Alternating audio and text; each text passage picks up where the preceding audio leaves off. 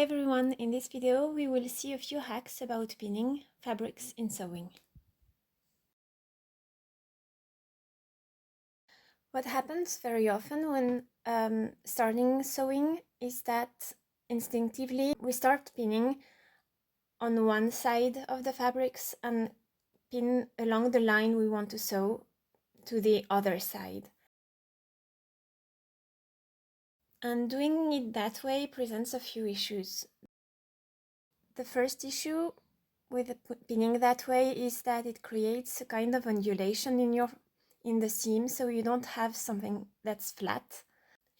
The second issue is that if one of the fabrics you're using is stretchier than the other, it's very easy to, like while you pin, pull a bit more on one side, and then at the end of the pinning you might have some extra fabric on one of the pieces, and compared to the other, even though you have like the same size on both sides.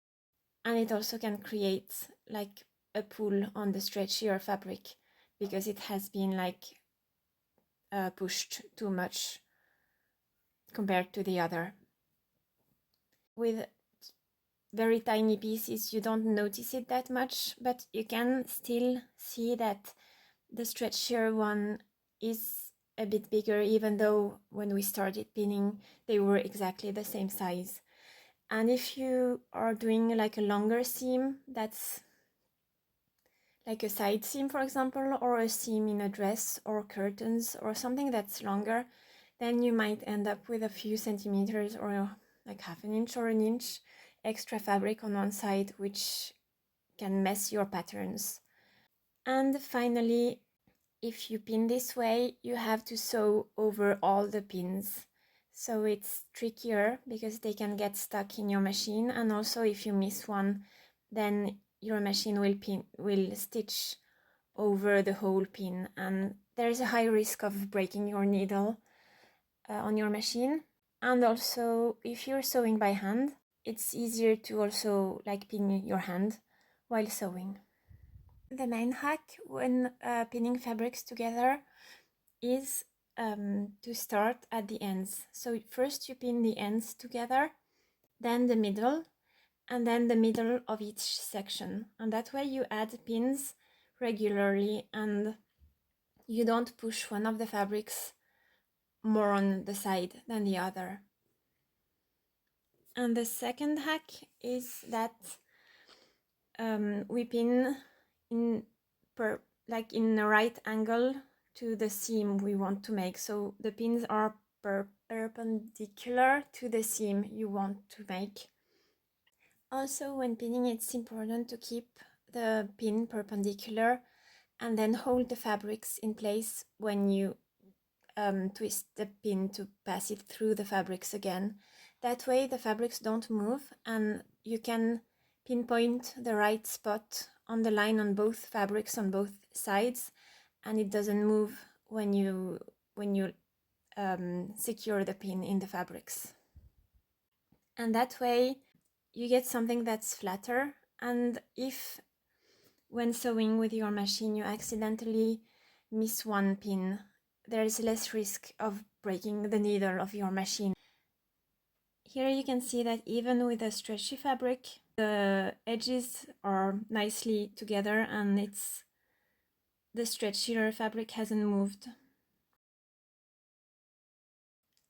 Let's see now how this works if you work on a project with very specific marks that need to be pinned together. So here it's a very simple patchwork seam with squares, but we want the angles pinned together.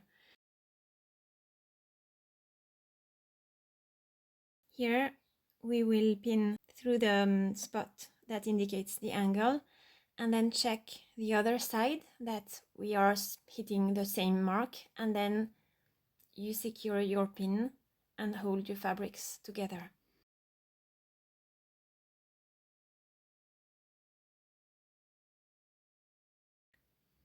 Then we do the same on the other side, and here you can see that it hit the spot on the yellow side but not on the brown side. So in this case, we don't need to remove the pin completely, just from the side where it didn't pin the right spot we wanted. And then once you have both sides on the right mark, then you kind of shift the fabrics between your fingers to get the needle perpendicular to the fabrics, and then you secure it. And in a project like this, where we have a very specific spot, so here it's the middle seam that we want to get right, then you secure that spot first and then go for the middle of each section.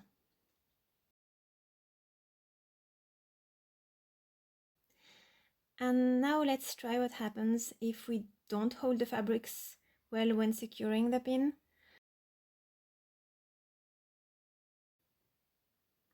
Let's see if the lines moved a bit. Okay, so here they didn't move that much, so we don't really see a difference because the fabrics are very thin. But let's try with a thicker fabric just to see what happens if we are careless when pinning. So this fabric is much thicker, and let's try and pin it together. So following the same rules, some of the rules we saw earlier. So pinning by putting the pin in perpendicular and pinning in a right angle to the seam we want to sew. But let's try to be a bit careless and not hold the fabrics in place properly when securing the pin. And you will see that it kind of shifts the lines a bit and you get a tiny gap. Let's see the middle. And here you can see that we already have a very tiny gap between the lines. And if we pinpoint the line on one side, you can see that we're not hitting the line on the other side. It's not a huge difference, but the thing is that in sewing, the mistakes we make in an early stage kind of grow over time, because there's always a tiny margin of error at every step. And when you're sewing something, you might have 10, 15, 20 steps. And then if you make like a 1 millimeter error in the first step and each step afterwards, then you might end up with one side of a fabric that's like half an inch or 2 centimeters too long compared to the other, and then you can't fix it anymore. So being very precise, or as precise as possible at every step, is what makes the work afterwards easier, because you have less issues coming, and also the end result looks nicer.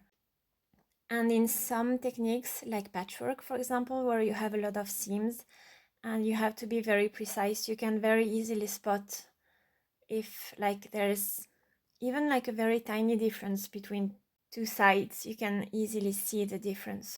Here you can notice that with only 5 pins, we are holding both sides of the fabric together, and each strategic point, so the angles and the middle, are held together in a way that they won't move when sewing, and also that the place where we want to sew is very flat, so it will be easier to sew with the machine.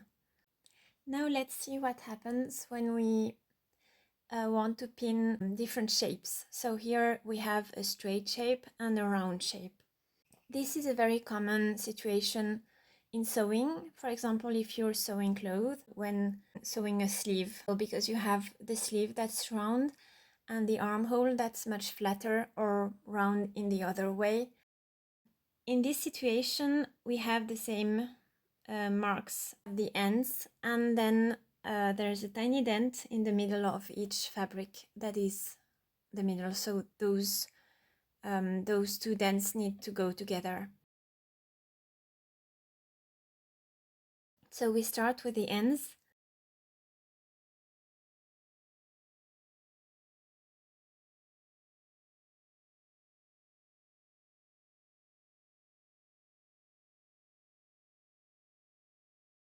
And here you can notice that there is a tiny gap in the end, like a tiny V that appears. That tiny V is the depth of your seam value. So if your seam value is 1 centimeter, you can measure that it's 1 centimeter. And if it's smaller, then it needs to be smaller. If it's 2 centimeters, then it needs to be a bit bigger. Basically, when you sew and you open the seam, you want the raw edges of the fabrics to be exactly at the same spot where the seam ends. And that way, when your seam is done and you open, you get like a perfect edge to your sewing. And once you've done pinning the ends, we will start by pinning the middle. So here we look for the tiny dents that mark the center of each piece and pin those together.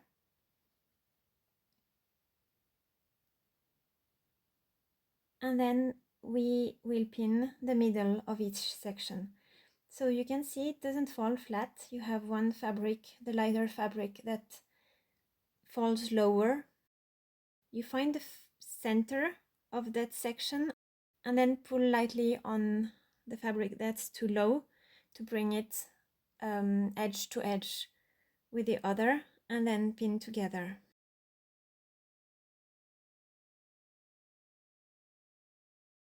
Here you can notice that the raw edges are already falling closer on the smaller sections. Then we do the same with the other side. So spot the center and then bring the fabric edge to edge with the other and pin.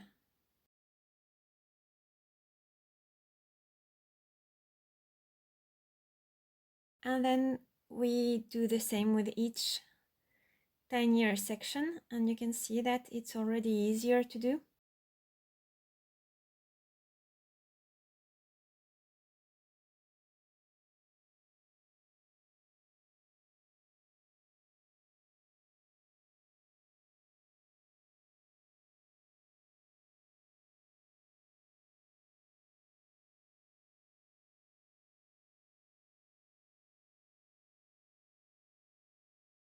So now that it's done, you can see that we have some extra fabric on the lower part, but the part that we want to sew is flat enough to get a nice seam and not get like tiny folds everywhere. And on the other side also, you get a flattened area that is easy to sew.